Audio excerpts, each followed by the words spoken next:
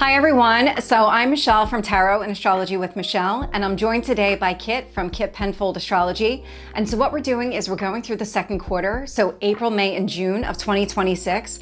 We're gonna go through the astrology by zodiac sign, as well as a tarot reading for every single month by zodiac sign. These readings are general readings. So that means obviously you need to go find your natal chart and figure out where, if you have any personal planets or points where we're going to be talking about. You can listen for your rising sign. That is where I have created these readings from. Or you can listen for your sun sign and your moon sign if that is something that speaks to you.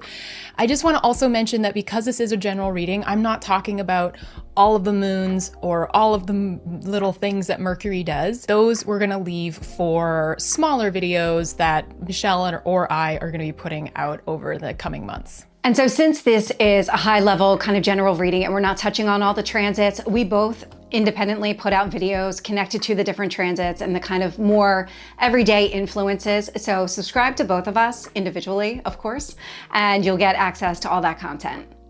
Hello, Taurus. Welcome to Q2. This is April, May, June 2026. We're going to be talking about the astrology of each month, and then Michelle is doing a reading, of course. If you watched Q1, thank you for coming back.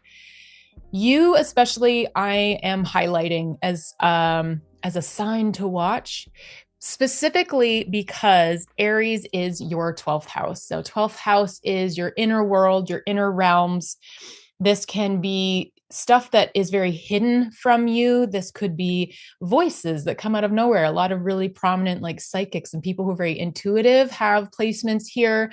Or this could speak to mental health, your own things that happen within your body or your mind that even you kind of aren't even aware of. I love Aries being the 12th house of a Taurus rising because Aries is instigation, action, drive. It is the I am. And so what I find when I meet a Taurus rising is usually there's someone who can really utilize their inner world and have it help and work with their first house, their self, their identity.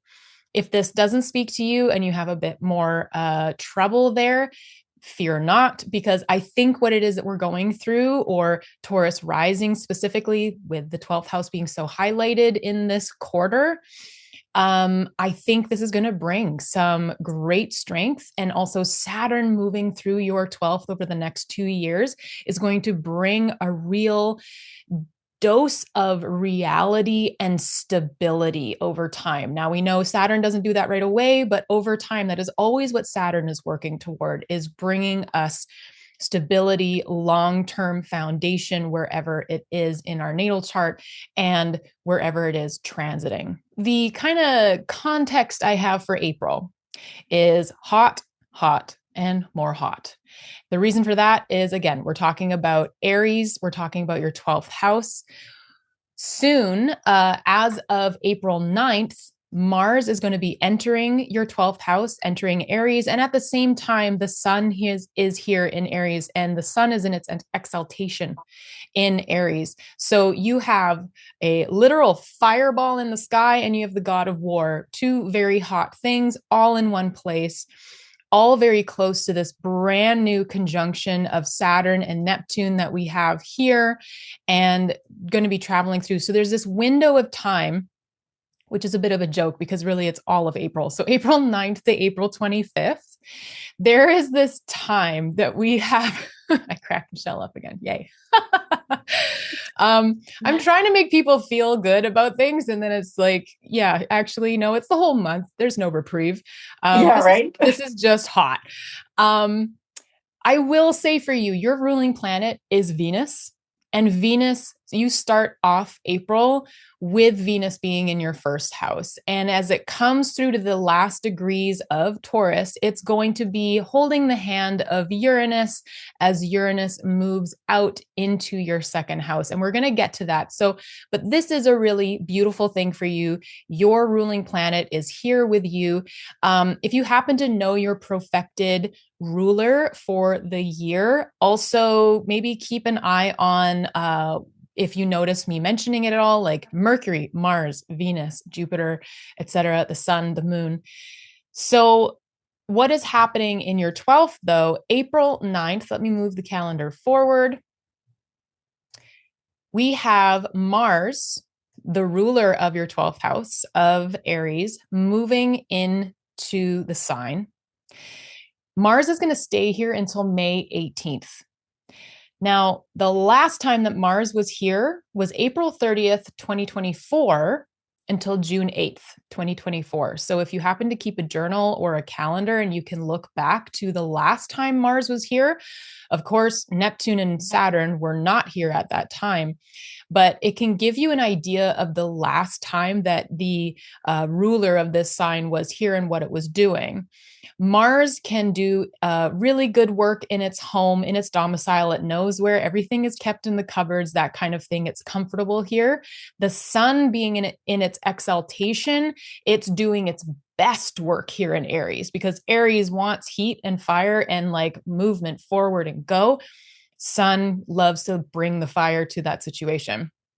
So this is where things go a little awry. This is where things get a bit confusing.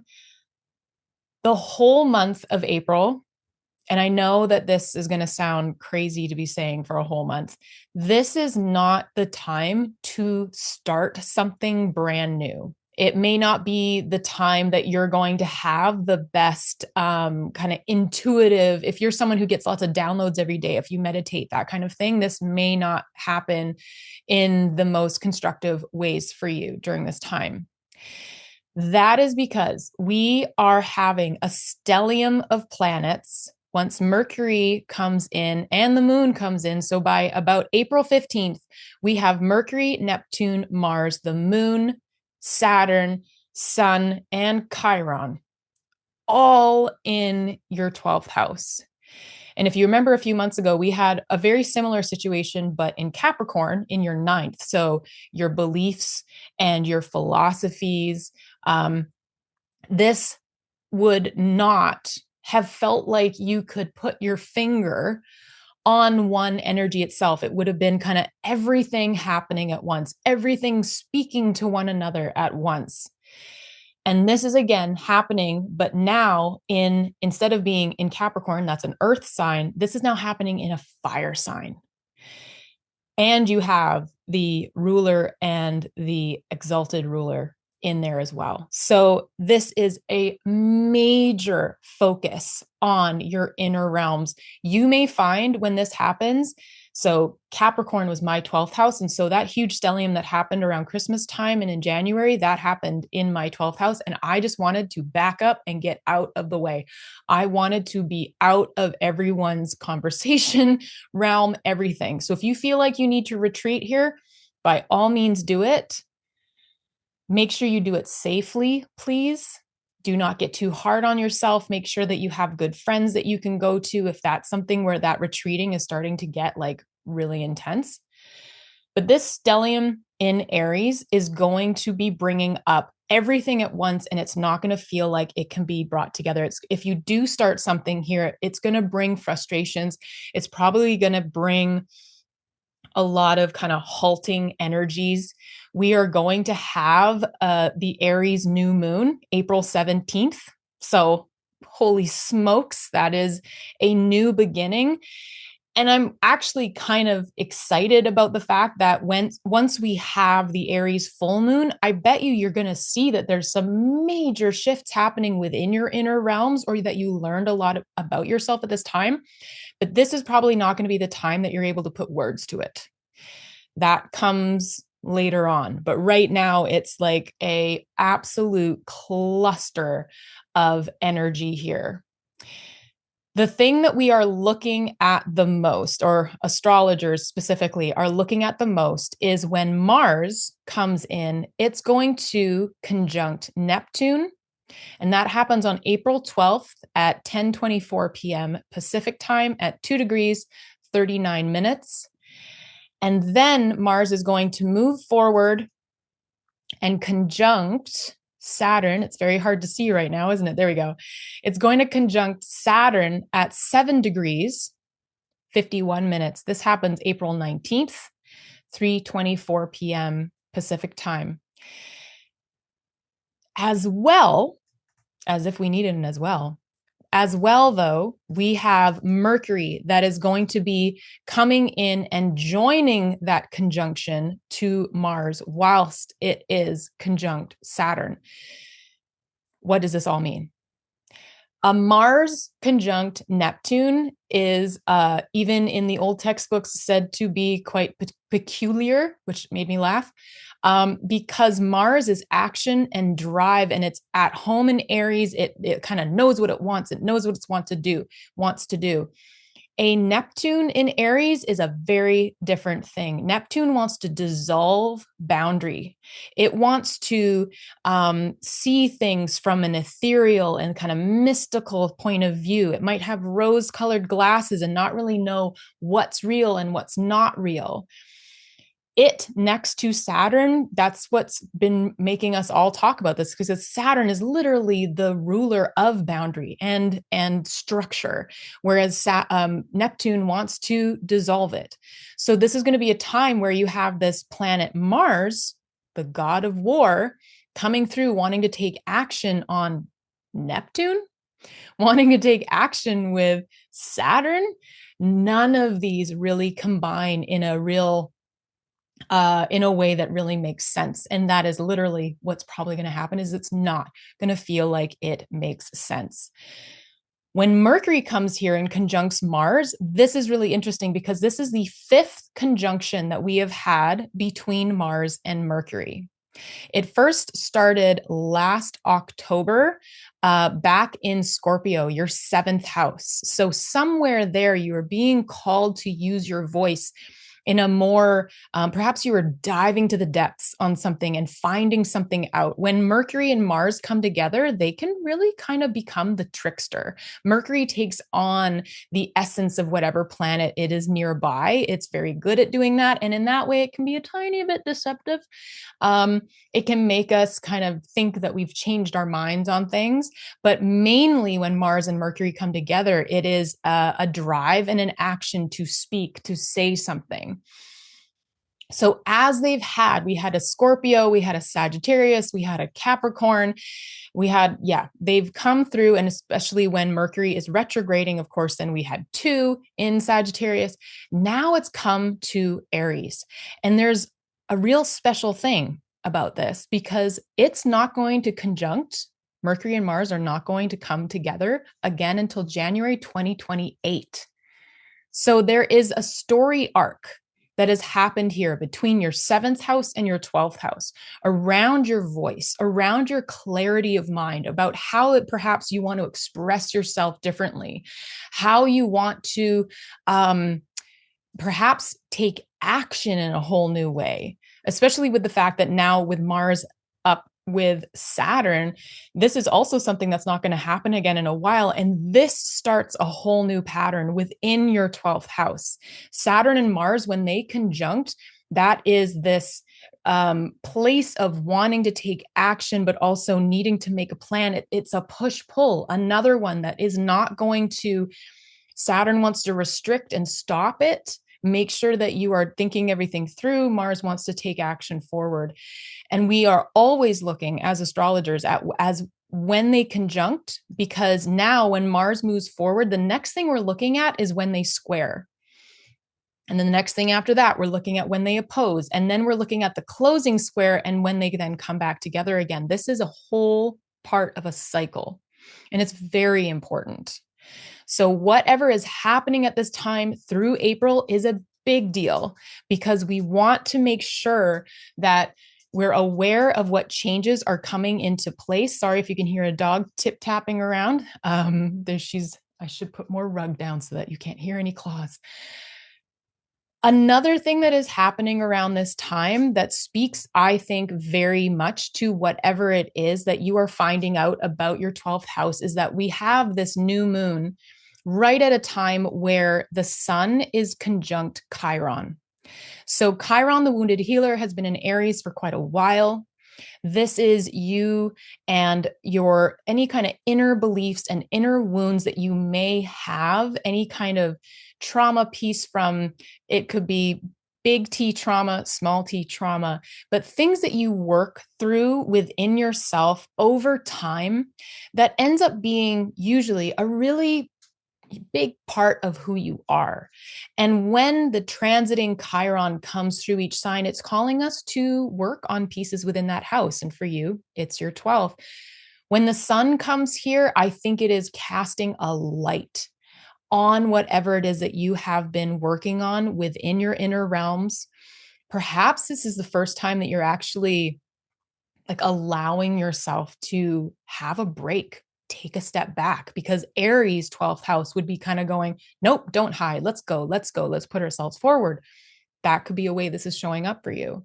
But this new moon happening on Chiron like this, I think is a big deal. This is a new beginning around how it is that you are using this healed piece.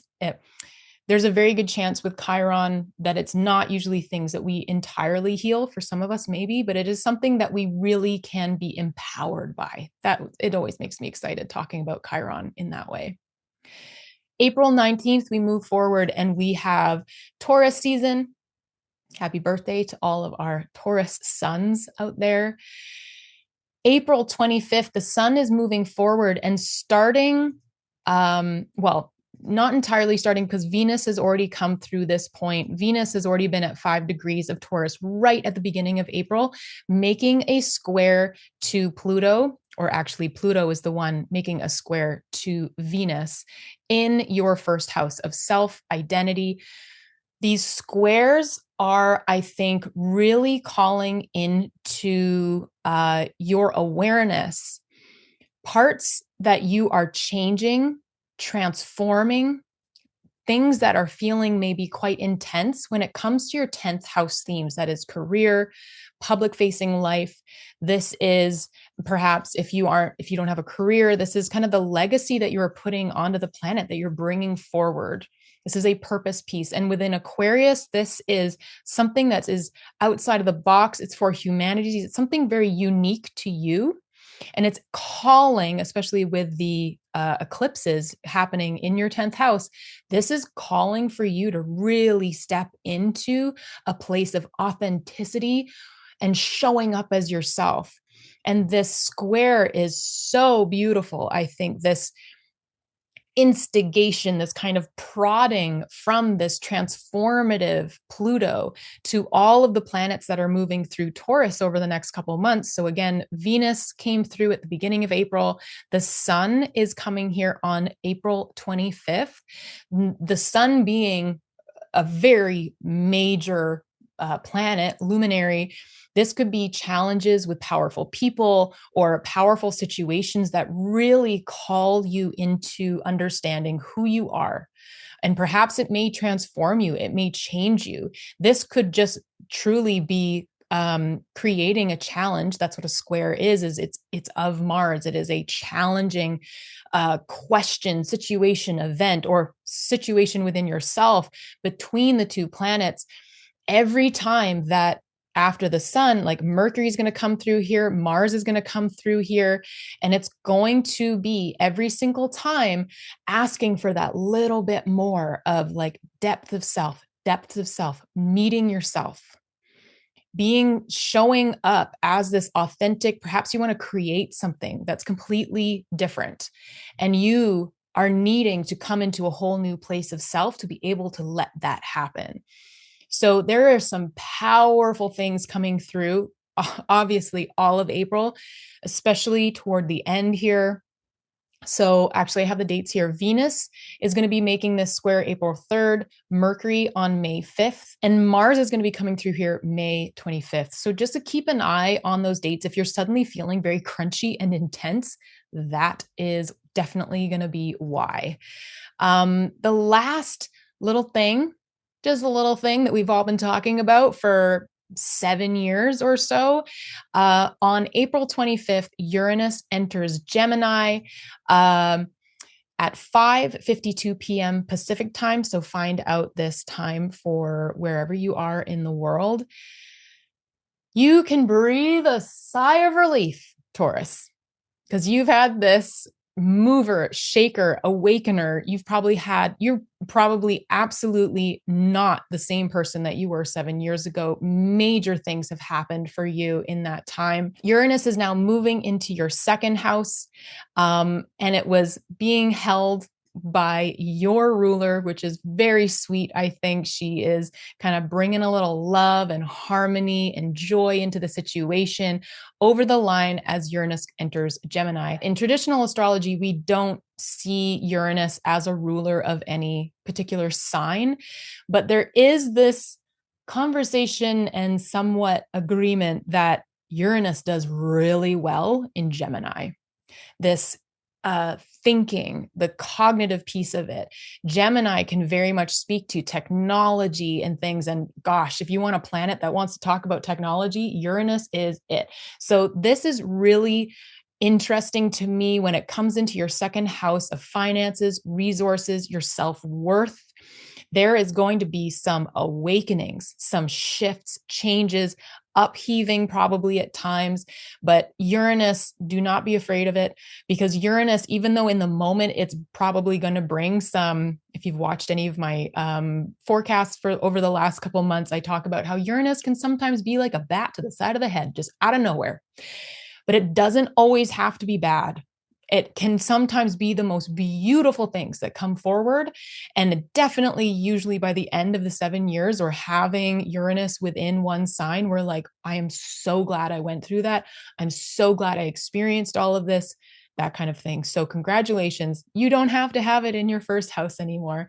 And I really hope that this Uranus transit through your second starts to feel that you can start to see all of the things that you get to grow with over the next 7 years. So, let's pass this over to Michelle. There is so much to speak to here. I am so excited to see what your cards say. So Taurus, with everything that's happening in the month of April, what exactly should you be focusing on here?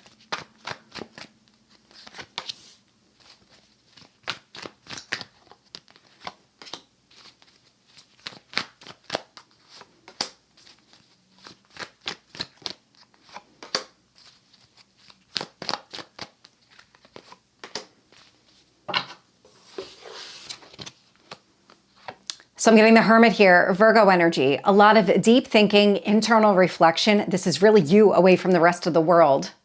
Magician, manifesting, focusing here on what you want to accomplish, any kind of goals or dreams. It's formulating some sort of plan that you can put into place. Queen of Cups, a lot of that nurturing, self-love and care. Justice, balance. And then it's here, the Devil energy. And so the Devil is about breaking some sort of pattern or cycle, but it's coming through, taking care of yourself, nurturing yourself, focusing on what you really want. So when you think about your goals and dreams and the plan that you want to put into place, how does the Devil prevent you from achieving that level of success? Because the Justice here is really meant to balance out that Devil energy. Let's get the obstacles and challenges here so you can be kind of aware of what's showing up.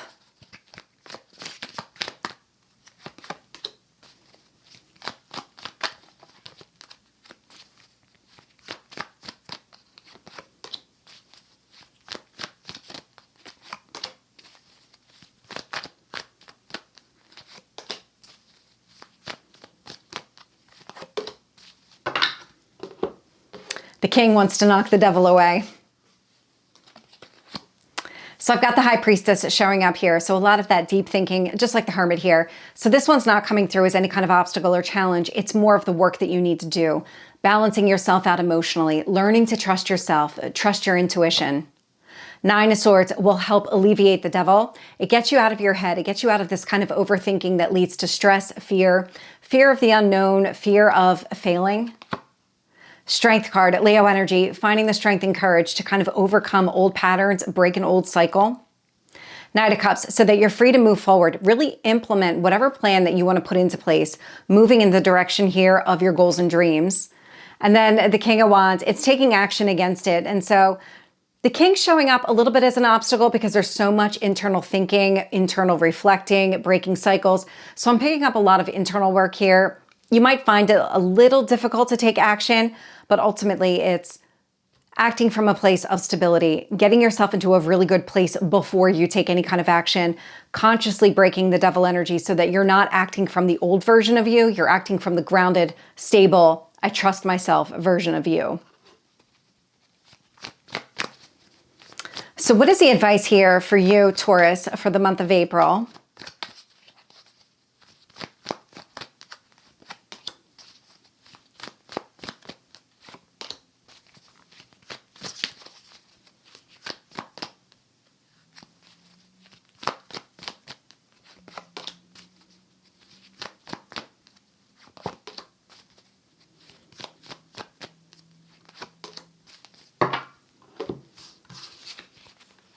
It's this. So the Nine of Wands, that's the devil energy. It's the Nine of Swords. So there's some sort of internal blocker barrier that's preventing any kind of progress. And so here it's about kind of understanding the wound, getting down into the root cause of it, figuring out how it's affecting you so that you're able to break that. The moon here, so going into the depths of your emotions, bringing everything that's kind of hiding in the shadows up to the surface. So this is all the internal reflection. This is the High Priestess with the Hermit, the Magician, all of this. Queen of Cups, a lot of internal reflection here, healing. Knight of Wands, so that you're free to move forward, because all of this is not meant to keep you stuck. It's meant to address something here that's preventing any kind of progress. So the more time you spend focusing on yourself, the kind of nurturing your internal self, the easier it is to move forward. Because I've got the Fool showing up here. So this is a brand new start, new chapter, different than the past. And I get the King of Cups here. Now, this King of Cups is connected to the Hermit, the High Priestess, the Strength card, the King of Wands. All of these cards are really coming through in the King of Cups. It's all the time that you spend taking care of yourself, working through any kind of difficulties, challenges, fear of the unknown, anything that would be holding you back. The King of Cups wants you to heal from it and really act from that emotionally grounded and stable place. So when you're deciding, what do I want to implement? What kind of goal am I pursuing? What kind of strategy am I putting into place here? It's coming at it from this healed version of you, not the devil restricted version of you. So Taurus, this is your reading for the month of April. And I'm going to send it back over to Kitt so that she can talk about May and everything that's happening in the month of May for you. That was incredible that you started with the Hermit. Wow. Well, I was like, oh, okay, Yeah. we're just gonna start right off with the 12th start house right here. there. Oh my goodness. Taurus. Wow. So let's move on to May. This is a really, there's a little bit of a sweet moment to start off with. Aren't you excited? A little change of scenery here, and it is happening from your 12th house. You know, I was mentioning how squares are challenges. They are of Mars. So they bring that heat and that somewhere where, you know, you're having to surmount something to be able to get over it. There is an exception. It's when a benefic planet is involved, and that's Jupiter or Venus. And right away at the beginning of May, on May 4th, we have Mars in Aries in your 12th house, squaring Jupiter in Cancer in your 3rd. You've had Jupiter in your 3rd house of communication, education, siblings, about your near community, nearby travel. 3rd house signifies a lot of different things. And it being Cancer, this is about your needs. This has a huge amount to do with kind of familial love, that kind of parenting, or kind of as you age, like reparenting. There's a lot here to do with nurturance. It is ruled by the moon. So Jupiter being in its exaltation here, it's been here since last summer, and it has been teaching us all about Cancer themes wherever it shows up in your chart, you with your 3rd. When Mars squares Jupiter, this is bringing, I think, some of the feeling that you are getting around taking action for your inner realms, or perhaps that retreat, that Hermit card, and being bringing into relationship with Jupiter. So there's an instigation here, almost an ignition toward your third house, whatever's been happening there. Perhaps you are healing with siblings. Perhaps you are coming into a place of understanding your own self-nurturance and what it is that you want to say, how it is you want to talk to yourself differently, or watching yourself move within the world that you live in, just nearby you, like the town that you live in, that kind of thing. Jupiter can bring so much healing with the kind of wisdom that it imparts on people. It expands. And as it's been retrograde, it's not now, it is now direct, but it's still in its post-retrograde shadow. It has been asking us to go within and really think about how it is that we are allowing ourselves to expand from within in the themes of Cancer. So this is a really beautiful point to start off May with, I think. Also, at that time, we now have Mercury in your first house. So this is speaking, this is communication coming in. You may find it easier to speak to what you need. Again, it's coming into this square from Pluto. So there's something to do with this, who it is that you are allowing yourself to step into as a person in front of everyone else, perhaps your career or a legacy piece, something that you really want to do. Or the way that you are putting yourself out there that is really asking you to communicate it out loud, or even to yourself, like intellectually, you're starting to understand or feel like you can really like go with the paces. You can actually move quite freely here. Then Mercury is going to move forward and meet the sun in your first house. So everything that you've been feeling coming up, when Mercury first enters your first house, you may feel an ability to speak. And then as soon as it got like a degree and a degree and a degree closer to the sun, it is combusting in the rays of the sun. So you may have felt like suddenly like, I feel like there's something I want to do. I want to say how I want to think. And you may have just felt like you needed a moment of clarity. Welcome to Mercury Cazimi. So the moment Mercury gets to the heart of the sun here as May 14th at 7:24 a.m. Pacific time at 23 degrees 48 minutes. I have this a little late right here. It's going to have its clarity moment. Mercury coming out the other side. This is when it is, you may have a download on this day, some real like clarity of self and identity. And all of that, I bet, has been just being totally like instigated by what has been happening in your 12th house. This is really beautiful. Not to mention Uranus has just been here. It did a retrograde here. There's a lot of Uranian energy is still in your first house that this is probably picking up on. So any of those things that shifted and changed in your life when it came to your identity, that's probably picking up a lot here as well. Perhaps you're finding a new way to speak about or feel like you can stand in the strength of what has shifted for you over the last 7 years. On May 17th, we then have Mercury entering Gemini, which is so gorgeous because poor old Mercury, it's needed a win. It really has. And Mercury is it rules and is its domicile in Gemini. This is where it can think.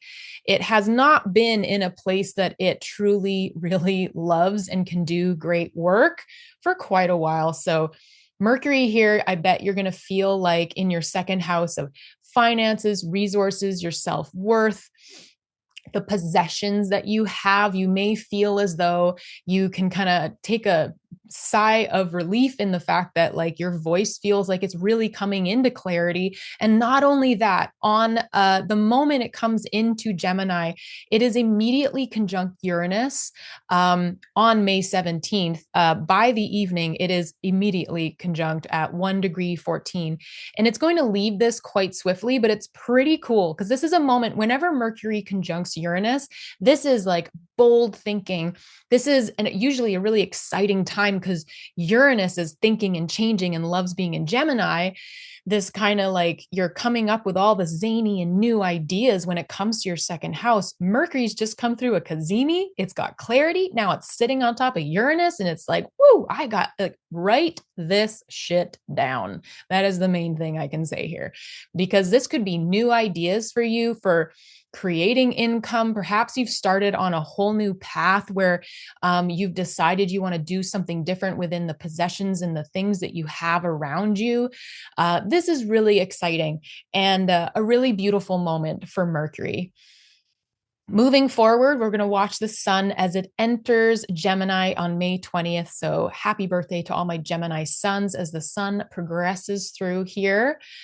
May 22nd, Uranus is then also having its cazimi moment. I had named this month the squares and the cazimis because that's basically all that's happening. So the sun and Uranus meeting, this is a major thing. Just like when it hits Mercury, this is a real like awakening moment when the sun meets Uranus. It is getting burned up and then new ideas coming forward, like real, like when I talk about downloads and awakenings, anytime that every year we have these, obviously the sun meeting Uranus, but we've never had one. Well, we haven't had one in Gemini in a while. So this is a really exciting moment to experience a Uranus that is not going to retrograde back into your first house again. It is here. And this could be some big awakenings, big shifts for you when it comes to, again, how you're bringing in income, how it is that you're creating things, and really stepping into your own foundation. Again, we're doing all that work in the 12th. You know, it's got to be for something, right? On May 25th, moving forward, we have another one of these squares from Pluto. This is that last one. This is that last one that I was talking about. So Pluto again in your 10th, and now it's Mars in your first. So it's always this beautiful progression of like, we have harmony there with Venus coming through. We have some kind of awareness and intellect and maybe communication or exchange with Mercury coming through. And then the sun bringing some kind of brilliance and vitality to it. Now Mars comes through. What are you being called to action on here? What in your 10th house of your career and that legacy piece, what it is that you are creating or what brings you the most joy, how other people see you and what you are doing? What is that changing within your identity, who you are? This is it's going to probably present as a bit of a challenge, as like, wow, I have no choice, but Mars is going to want to take action here. Mars is going to want to come to the party. And so at this point here, I want to talk about two things that I'm not going to go into huge detail about because I'm going to be talking about a ton of it as we come into May. We have from your third house, where we have Jupiter and Venus at the moment, we are going to start seeing at the end of May, we're going to start seeing squares to Neptune. We're going to start seeing squares to Saturn. And so all of the things that you have been working on through these houses here into your third, this is these whatever it is that you are working on within your 12th is going to start speaking to your chart.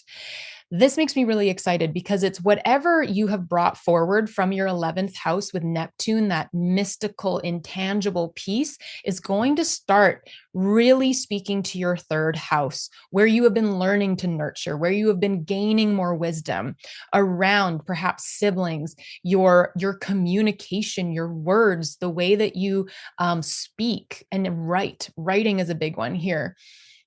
Something within you, and literally within you, because it is very 12th house, Aries is going to start squaring and kind of prodding your third house. These are all the planets coming through, and we're going to kind of be straddling May and June here as we speak about this.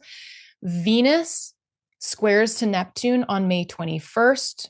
Mercury squares to Neptune on June 3rd. The sun on June 25th. So that's not very long for Neptune to start speaking about what it is that it is asking your inner realms to step into with like self-trust and intuition. And perhaps you're hearing more like a spiritual side of yourself coming forward. And that is then really like prodding that third house, the things you've been working on, perhaps bringing it into fruition in front of other people. And then as soon as the planets have come through that 3-degree area, they then move forward to 11 degrees where Saturn is. And these are the dates for the Saturn squares. We have Venus on May 28th. And Mercury on June 1st. And then we're going to be waiting for the Sun and Mars to come through. This is going from that spirituality and that dissolving place that's going to like light up your third to then Saturn asking, okay, where's the structure? Where's the plan? Like, let's build this. It's going to take a while. Don't rush. Have fun with that in Aries, because Aries always wants to like, go, do. I'm a cardinal sign. But this is a major way to kind of, this is starting at the end of May and working its way into June. And I really think that this is going to start asking for those last pieces of growth, really, that Jupiter started all the way last year. We had no idea this was coming along. There is growth coming here. These squares will be asking for change, challenging you to go like, you've been working on things here and nurturing and loving yourself. It's now time to step up. It's time to actually allow your voice to be heard. Whoo! Again, a big May, squares and Kazimis. They are happening and happening and happening, but definitely stay tuned on both of our YouTube channels because we will be talking to these probably a lot in May as they come along. And I will hand this over to Michelle. Tell us what May has. So Taurus, let's start off here with what you need to focus on in the month of May.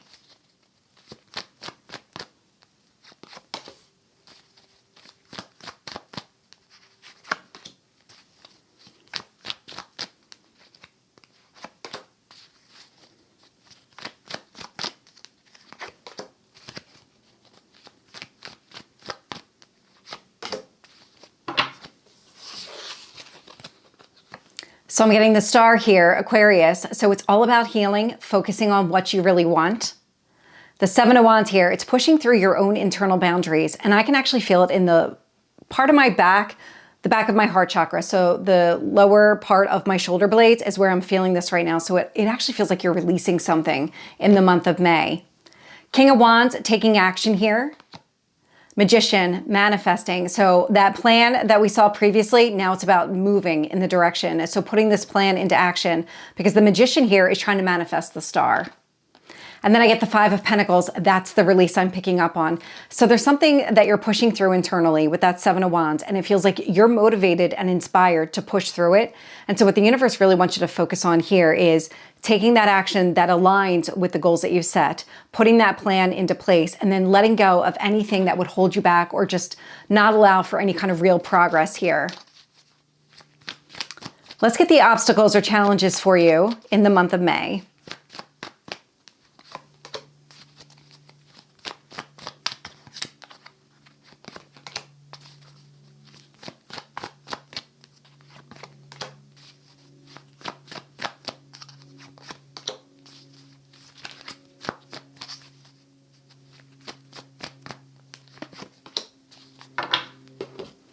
None of these are obstacles or challenges. So what I'm getting here, Knight of Cups, it's going after what you want. So the 7 of Wands would be if you are struggling, kind of butting up against your own boundaries here, the Knight of Cups wants you to push through that boundary. 4 of Wands, a reason to celebrate. It's a marriage card, so take it as it resonates, but there's a lot of happiness connected to these 2 cards specifically. And then I get the Fool showing up here. So a brand new start, new beginning. Queen of Wands, taking action.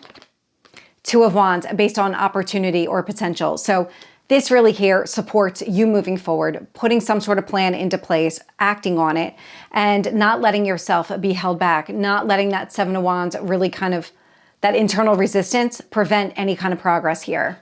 That's what's really coming through as the obstacle or the challenge. So let's get the advice here for you.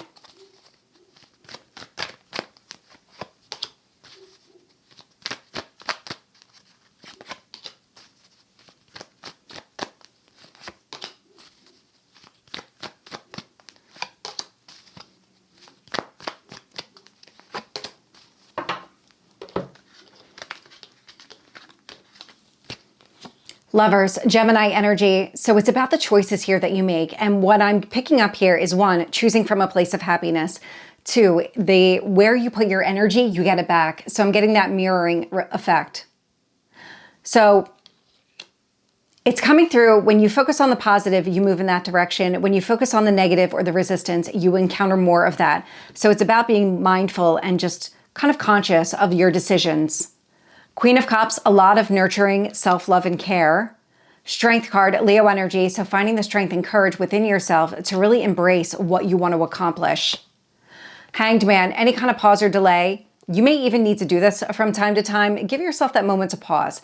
If you feel like you're butting up against your own boundaries, you're facing your own resistance, it's giving yourself that almost like a timeout. Look at the entire situation, figure out what path leads to where you want to go. So this way you can find the strength and courage to really move in that direction.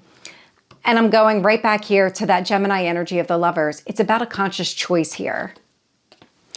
And I'm getting the Hierophant. And so it feels like it's coming into alignment with what you want, but also pushing through your own resistance. Now, that said, we have a lot of marriage cards, relationship cards showing up here. I'm not getting that as a dominant energy. This would be for a very small subset of people, but we've got 2 cards of marriage here with the Taurus and the Taurus, the Hierophant, and the 4 of Wands. But then we also have the Lovers showing up here.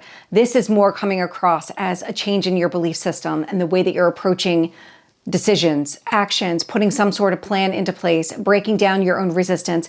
That's how really this is coming through for me. So it looks like in the month of May, it's pushing through and really just going in the direction of what you want, not letting anything stop you here. So I am going to send it back over to Kitt in order to talk about the month of June and see what's in store for you there. So Taurus, we're in June now. And if you are listening for your sun and moon and you've listened to a couple other signs, you already know what I'm going to say about the fact that I feel like June is a little like if you happen to use a really delicious smelling laundry detergent or dryer sheets or something, imagine yourself opening up the dryer and it's that waft of heat and warm and lovely and it smells delicious and you just want to lie in all of it. And then partway through June, you put your hand into the dryer and you get a massive electric shock or static shock. This is kind of what June is doing. And this is what I mean is that at the beginning, we have a beautiful, beautiful conjunction that we have all been waiting for. Venus and Jupiter in Cancer. This is happening in your 3rd house, writing, speaking, communication, your siblings. This could really speak to a lovely harmony and expansion as well. Jupiter is very much the wisdom, the attraction. Venus also attracts. That is harmony, love, equity. This is a beautiful day. It's basically the whole day on June 9th, happening at 25 degrees, 46 minutes. So if you have any planets or points here, va-va-voom, yay, that would be amazing, especially with the fact that you also have Mercury in Cancer at this time. So the va-va-voom is what I'm saying, but we don't speak to that too much. The other really awesome thing about this conjunction is Jupiter is just finally out of its shadow period. So it's done its retrograde. It is now ready to receive, bring things in. It attracts things in. It doesn't always give you what it is that you want, but it is certainly bringing forward what you need. So what is Venus and Jupiter bringing in here for you in your 3rd? Now let's focus on Mercury in your 3rd house. Mercury, as of June 12th, it enters its pre-retrograde shadow. It is going to be stationing retrograde on June 29th. We are having a whole Mercury retrograde just in Cancer here. We earlier this year had one in Pisces. It does a bit better here in Cancer. Luckily, it's not so downtrodden when it's in as when it is in Pisces, but it's still a Mercury retrograde. Nothing to be worried about, but this pre-retrograde shadow is a time where you're probably going to start hearing, feeling, experiencing things that you will need to revisit, revise, review. That's all the R words of a retrograde, especially with Mercury. you are going to start experiencing what it is that you need to think about a bit more with Mercury going retrograde on June 29th. So this is the shadow period starting, and it's going to just last a couple of weeks before it actually begins. So from this point, June 12th, I would start to just keep an eye on things, keep an eye on what's coming through, especially when it comes to writing and speaking and communicating, which is your third house, especially if it's with siblings and you're trying to mend anything or heal any relationships here. Again, do not be afraid of Mercury retrogrades. I know there's all the things like back up your computers, which in your third house, that's something I would do. Back up your computers, make sure that you have everything in place for if it goes awry, because it probably will. And also give yourself extra time. But of course, if you need to travel, travel. Just be ready for something to, again, go a little skew with, or if you need to sign documents, make sure that you triple check everything. So Mercury retrograde is coming down the pipeline and happening starting in June and going into July in your third house. A really great thing that we've all also been waiting for is Jupiter changing sign, which happens, let's move this forward, on June 30th. So Mercury is now retrograde in your third, and Jupiter enters Leo June 30th, early in the morning. This is a year of Jupiter being in your fourth house of home, ancestry, your parents. This is going to greatly expand this part of your chart. And fourth house can very much be kind of your inner home as well. And with the fact that you are really being kind of called to look at your 12th house quite a bit by Neptune and Saturn and what they're doing there, I would imagine that there's probably going to be that kind of same concept happening within your fourth house. This could have something to do as well with the relationships that you might be working on in your third, if the third house happens to represent your siblings at this time. But Jupiter is going to expand this, hopefully bring some sweetness. Venus is here, but about to exit in a week or so. And hopefully your fourth house is going to just be beautifully given all of the gifts, thanks to Jupiter, over the next year. So then here comes the static shock moment here. Static shock happens when Mars enters Gemini on June 28th at 12:29 p.m. Pacific time. It's going to be entering your second house, and it basically immediately lands on top of Uranus. It's not an exact conjunction yet, but it certainly is the 3-degree orb, and it's only going to get closer. It is exactly conjunct Uranus as of July 3rd, and that happens at 3 degrees 52 minutes. So if you have any planets or points here, woohoo, this is going to be a shocking, fun one. This is when Mars and Uranus meet. It's a lot to talk about kind of rebelliousness, action, drive, action before thinking, impulsivity. At the same time, there's this big thing that I've been kind of not speaking to too much because I'm probably going to put out a lot more content on this exact subject. And we kind of don't have enough time within June to speak about this. But our last-ish thing that we talk about here happening at 3 degrees brings it up. And it's Uranus and Mars at the bending. And that means that they create a square between the north node and the south node in the sky. The north node and south node dictate our eclipses. And whenever any planet or point comes to this point of an exact square between the two of them, it's said to bring up situations, the fated new beginnings, new endings that can happen and really like speak to eclipse season and what's happening there. And so right at the time of Mars conjunct Uranus, we have this happening, this square to the north node, square to the south node, instigating them into some sort of action or perhaps bringing around fated events. Even if it's just Mars and Uranus together, I would say that one would need to just like you're going to be impulsive here no matter what. And it could be second house, but watch your money. Try not to spend too impulsively. Try not to, any of the things that you feel you might regret a little later on.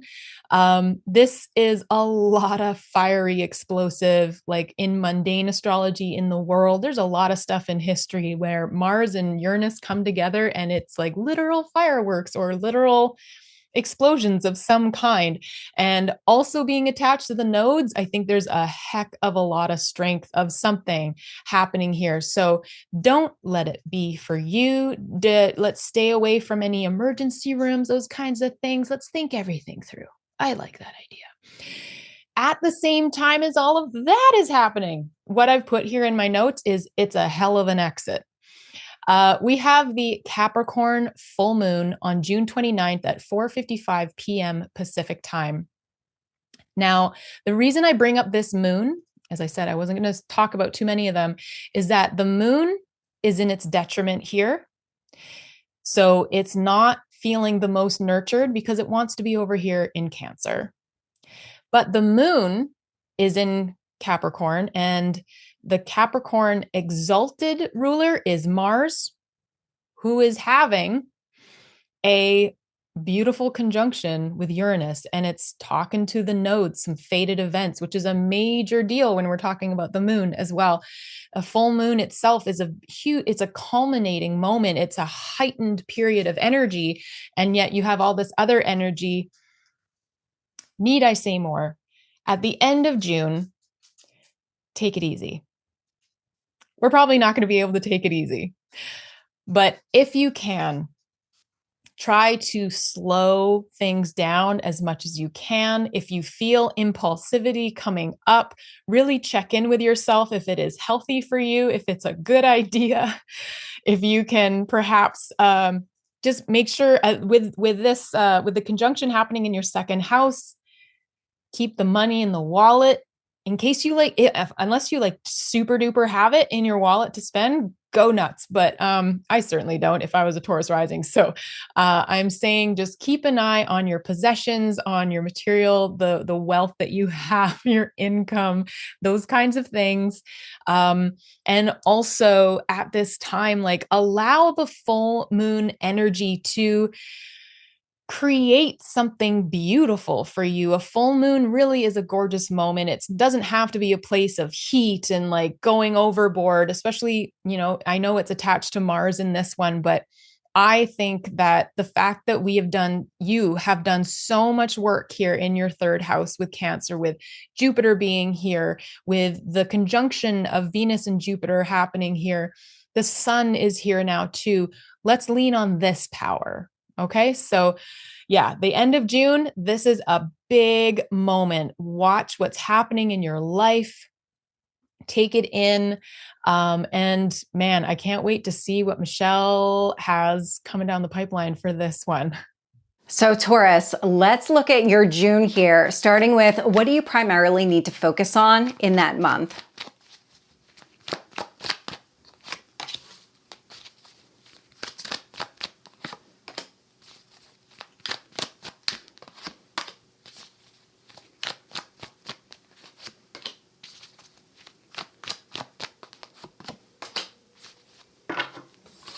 So I'm actually getting a lot of stability here.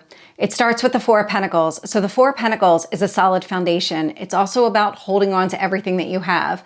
And you can see it here in the image where the guy is just holding on to all of his pentacles. That would be your finances.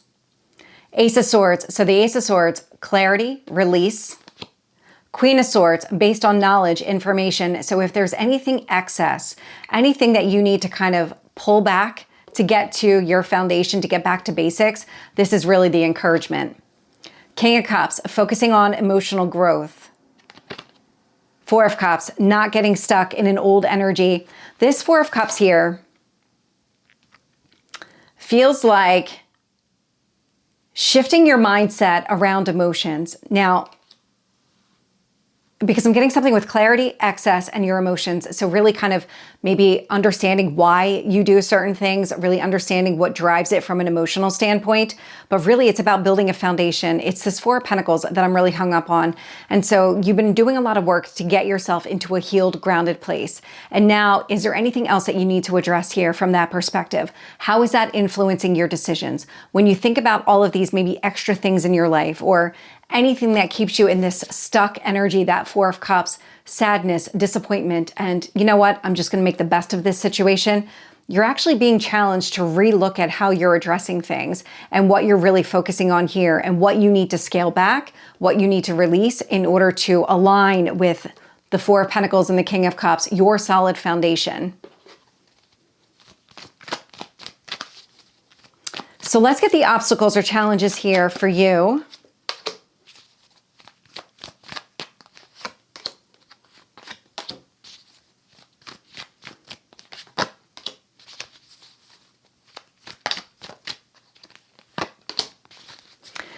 I'm getting a lot around your motives and intentions here, also connected to your stability. I have the Eight of Wands showing up here. So this is open, honest communication, but this actually feels like it's gaining clarity within yourself, being honest with yourself around what you have, what do you need, how do you work on your solid foundation, how do you come at things from a healed perspective and not allow yourself to get stuck, because the stuck version of you, this Four of Cups, is not the healed version of you. The Four of Pentacles is built from the healed version of you. And there's the Four of Swords coming through. And so Four of Swords, Four of Cups, Four of Pentacles, I mean, this is really getting into who you are and who you want to be. And so when you think about just that bare minimum, that basic level of necessity, your emotions, how's that driving your decisions, all the healing work that you've done, who are you now, and what additional patterns do you need to break?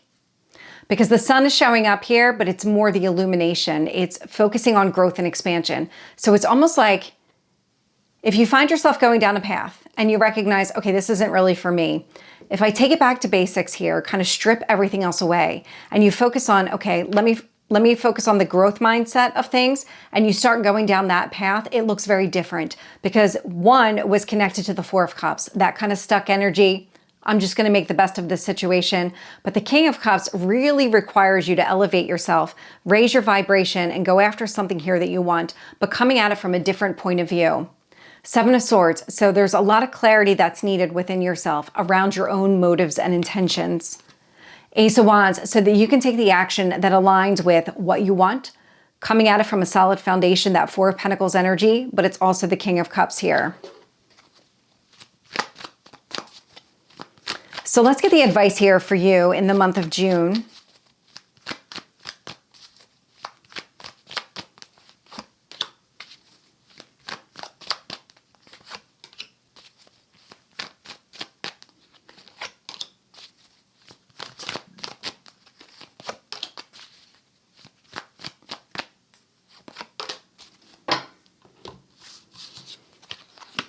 King of Pentacles, so it's focusing here on long-term growth and prosperity.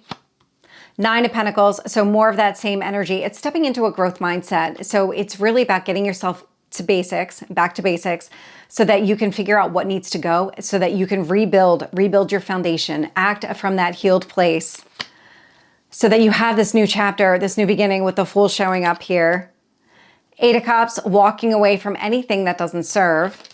And then the Two of Wands. So again, it's focusing on the future. Where do you want to go? What could be holding you back? Are there internal thoughts that need to change, emotions that need to change here? So that entire perspective shift. So as you're moving forward and you're ready to embrace something new, what else do you need to shed? Because that's how this is coming through. So Taurus, this is your reading for the month of June. Thank you so much for watching your Q2 reading and being here with myself and Michelle. We loved making these for you, and we just want to say, again, this of course is a general reading. So make sure that you look at your natal chart to find out if you have any planets or points that have been getting affected by these transits that we've been talking about and reading tarot for. I want to give a great big shout out to Astro Theros. that is the program, the astrology program that you see me using when I do the readings here or over on my channel. It is such an incredible program and super affordable for everyone to be able to access. So I highly recommend going over to their website, which is in the description box below, and checking out that astrology app. And so for more content like this, I recommend subscribing to both of us. We also recommend coming back at the end of the month and viewing the next month. So everything in here is time-stamped. And so at the end of April, coming back to watch May, at the end of May, coming back to watch June. And so again, subscribe, like the video, and join us for more content.